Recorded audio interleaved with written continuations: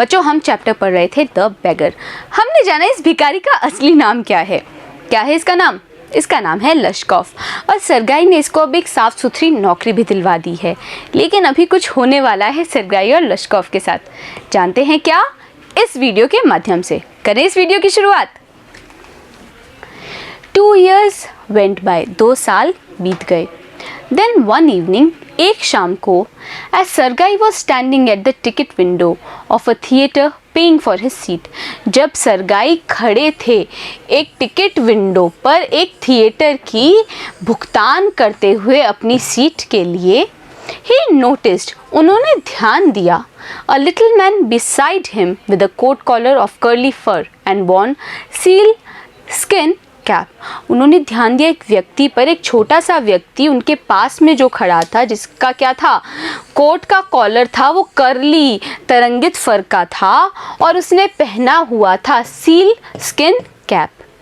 This little individual timidly asked the ticket seller for a seat in the gallery and paid for it in copper coins। और इस छोटे से व्यक्ति ने, individual ने यानी कि व्यक्ति ने timidly यानी कि क्या हुआ, भीरता पूर्वक बोला उस टिकट विक्रेता को कि वो दे दे गैलरी में एक सीट, और फिर उस छोटे से व्यक्ति ने उसका भुगतान कर दिया कॉपर कॉइन्स में। लश्कॉफ, Is that you? cried सरगाई। वो छोटा सा व्यक्ति कौन था बच्चों? लश्कॉफ। और सरगाई ने पहचानते हुए बोला, लश्कॉफ क्या ये तुम हो? तो बच्चों क्या क्या शब्द है यहाँ पे देखिए। पहला है पेइंग। पेइंग का मतलब होता है भुगतान करते हुए। नोटिस यानी कि ध्यान दिया। कर्ली मतलब तरंगित। इंडिविजुअल यानी कि व्यक्ति। टिमिडली मतलब भीड़ता पूर्वक, और सेलर का मतलब होता है विक्रेता। Recognising in the little man his farmer would chopper, पहचानते हुए उस छोटे से आदमी में अपना वो लकड़ी काटने वाला। यानी कि सरगाई ने उस छोटे से व्यक्ति में क्या देखा कि उसका वही पुराना लकड़ी काटने वाला है, और उन्होंने पहचान लिया लश्कॉफ को। How are you? What are you doing? तुम कैसे हो? तुम क्या कर रहे हो? How is everything with you? तुम्हारे साथ सब कुछ कैसा है? All right, I'm a notary now and I'm paid 35 rubles a month। तो क्या बताया लश्कॉफ ने कि मैं अब एक नोटरी बन चुका हूँ और मेरे को हर महीने 35 रूबल्स मिलते हैं। Thank heaven. तो सरगाई क्या बोले? भगवान का शुक्रिया। दैट्स फाइन, ये अच्छा है। I am delighted for your sake, मैं प्रसन्न हूँ तुम्हारे सेक के लिए, यानी तुम्हारे खातिर। I am very very glad.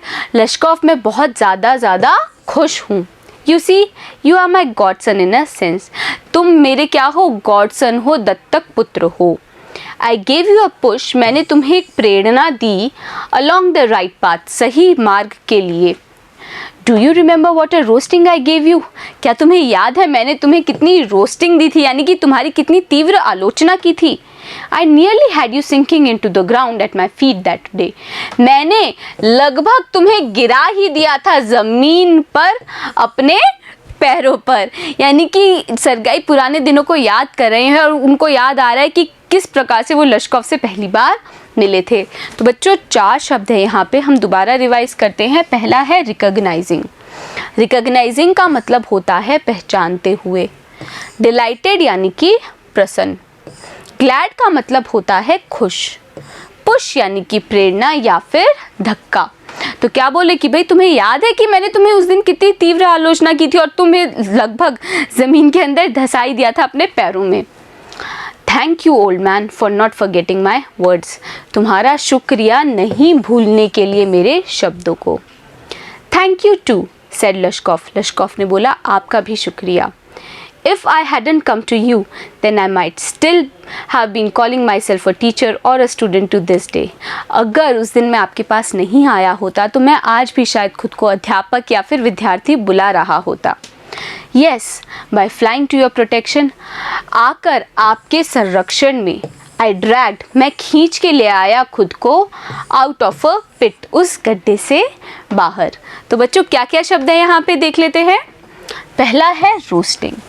Roasting का मतलब है तीव्र आलोचना की। नियरली यानी कि लगभग। ग्राउंड यानी कि ज़मीन या फिर भूमि। फॉरगेटिंग यानी कि भूलने के लिए। प्रोटेक्शन मतलब शरण। ड्रैग मतलब खींचकर लाया। और पिट का मतलब होता है गड्ढा। तो भाई मैं आपके संरक्षण में आया, इस प्रकार से मैं उस गड्ढे से खुद को ले आया। कौन सा गड्ढा बच्चों? झूठ बोलने वाला गड्ढा, जहाँ पे वो कभी खुद को विद्यार्थी बोलता था, कभी अध्यापक। I am very glad indeed, मैं भी बहुत ज़्यादा प्रसन्न हूँ। Thank you for your kind words and deeds. I am very grateful to you and to your cook. God bless that good and noble women.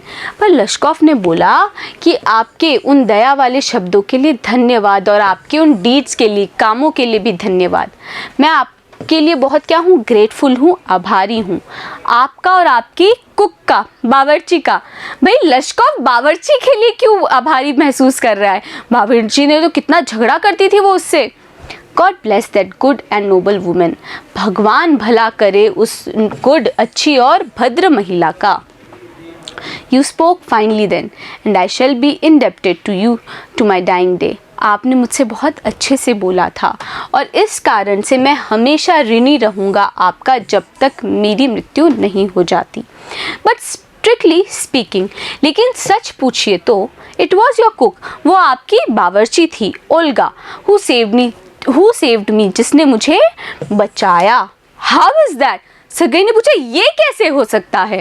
तो जानेंगे कि ओल्गा ने कैसे बचाया इस भिखारी को। पहले देखते हैं डीड्स का मतलब। डीड्स का मतलब होता है कर्मों। नोबल यानी कि भद्र। स्पोकन यानी कि बोला। इंडेप्टेड मतलब ऋणी। स्ट्रिक्टली स्पीकिंग यानी कि सच पूछिए तो।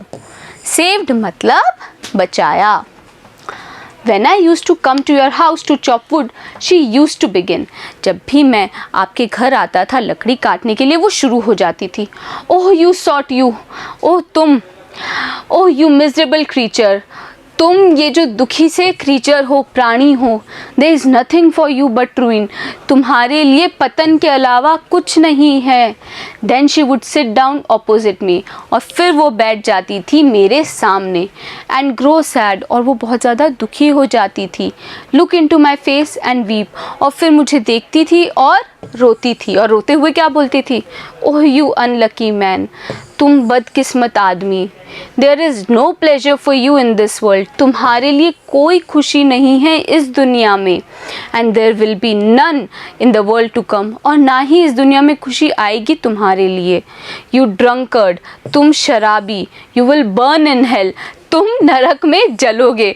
तो बच्चों ये लश्कोफ बता रहा है ये बातें ओल्गा के बारे में, जो ओल्गा इसको बोला करती थी। और ये बोलती कैसे थी? भाई रोते हुए, वो बहुत दुख महसूस करती थी इस शराबी के लिए।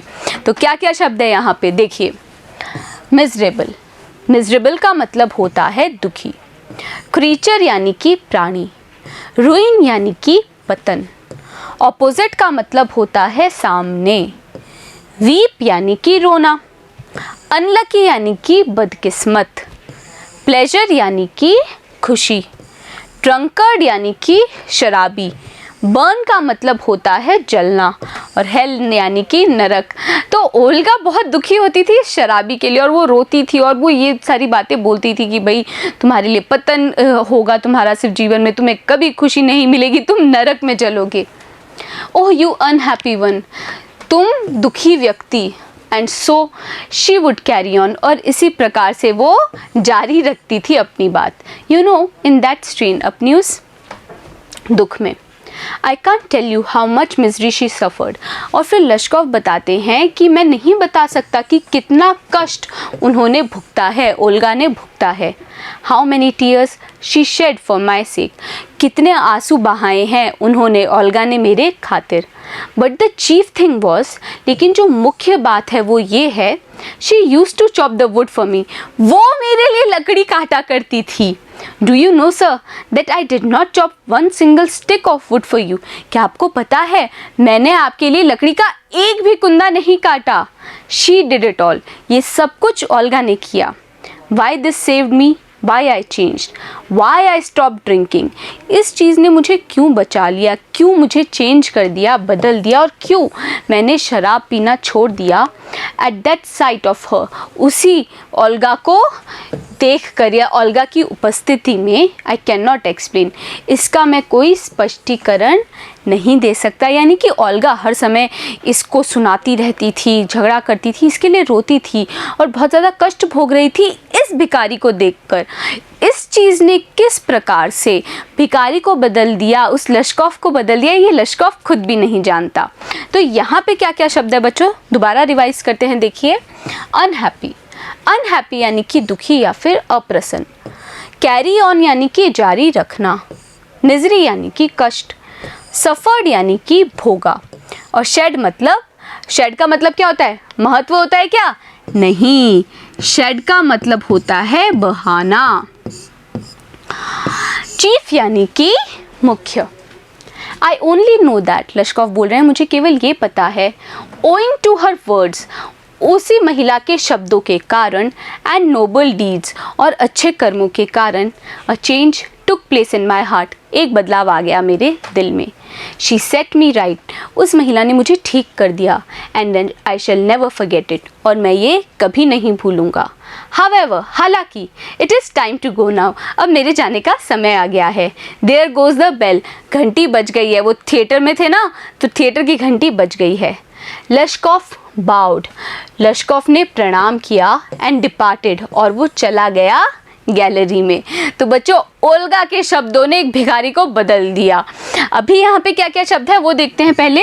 साइट, साइट यानी कि उपस्थिति, एक्सप्लेन यानी कि स्पष्टीकरण, ओइंग टू मतलब के कारण, बाउड यानी कि नतमस्तक हुआ या फिर प्रणाम किया, डिपार्टेड यानी कि चला गया। तो बच्चों, हमने जाना कि सरगई के कारण नहीं, असल में ओल्गा के कारण लश्कोफ की ज़िंदगी बदल गई।